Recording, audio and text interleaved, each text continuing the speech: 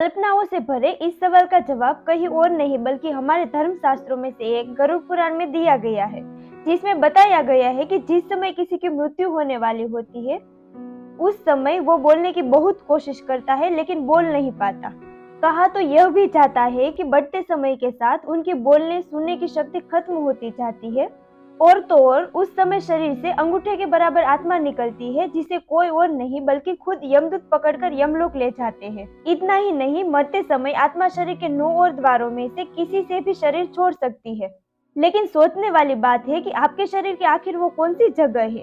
दोस्तों, यह 9 द्वार दोनों आंखें, दोनों कान, दोनों नासिक, मुंह या फिर उत्सर्जन अंग है।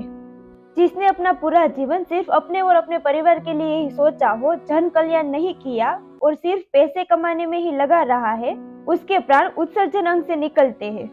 कहा जाता है कि यह वो लोग भी होते हैं जिनके मन में हमेशा गंदे विचार ही रहते हैं।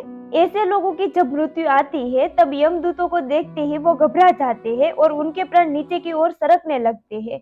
इसके बाद प्राणवायु नीचे के रास्ते से निकल जाती है।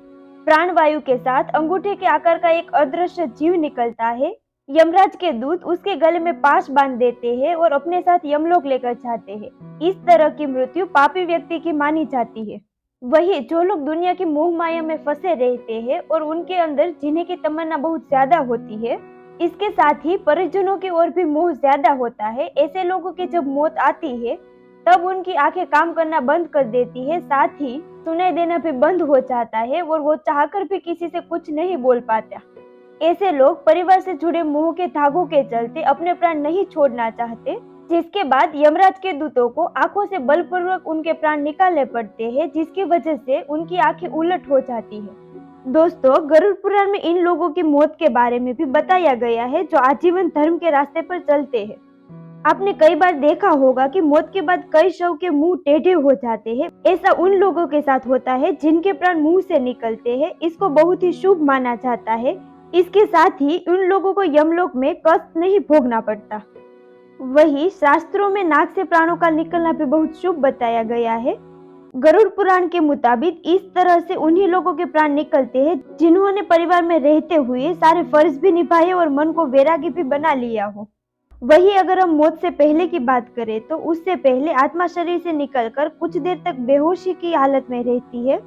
आत्मा को इस तरह लगता है जैसे कोई बहुत मेहनत करके थका हुआ हो और गहरी नींद में हो, लेकिन कुछ पल में यह अचेत से सचेत हो जाती है और उठकर खड़ी हो जाती है। और तो और जब शरीर से आत्मा निकलती है तब आत्मा को कुछ समय के लिए कुछ पता नहीं चलता है कि वह शरीर से अलग है। वह उसी तरह व्यवहार करती है जैसे शरीर में रहते हुए उसका व्यवहार था। जिसके बाद आत्मा अपने सगे संबंधियों को आवाज देती है पर वो सुन नहीं पाते, जिसके चलते आत्मा को बेचैनी और छटपटाहट होने लगती है।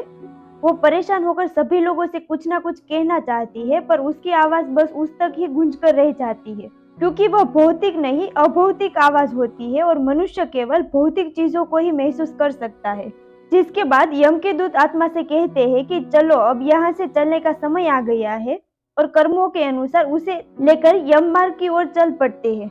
इतना ही नहीं, मौत के आगे के सफर के बारे में भी गरुड़ पुराण में बताया गया है। कहा जाता है कि मृत्यु के बाद मनुष्य को उसके कर्म के हिसाब से स्वर्ग या नरक मिलता है। सबसे पहले मृत्यु के बाद आत्मा को यमदूत केवल 24 घंटे के लिए यमलोक ले जाते हैं। इन 24 घंटों के दौरान आत्मा को उसके द्वारा किए गए सभी पाप और पुण्य दिखाए जाते हैं। इसके बाद उस आत्मा को फिर से वही छोड़ दिया जाता है जहां उसने प्राणों का त्याग किया था, और अगले 13 दिनों तक आत्मा वही रहती है। जब उस आत्मा के 13 दिन धरती पर बीत जाते हैं तब उसे वापस यमलोक ले जाया जाता है। यही नहीं, मृत्यु के बाद जीवात्मा को यमलोक के मार्ग में कई तरह की बाधाओं का सामना करना पड़ता है। जो अच्छी आत्माएं होती है उन्हें इस बाधाओं से कोई फर्क नहीं पड़ता, वही बुरी आत्माओं को कई प्रकार की यातनाओं का सामना करना पड़ता है। वीडियो कैसी लगी कमेंट करके जरूर बताइए।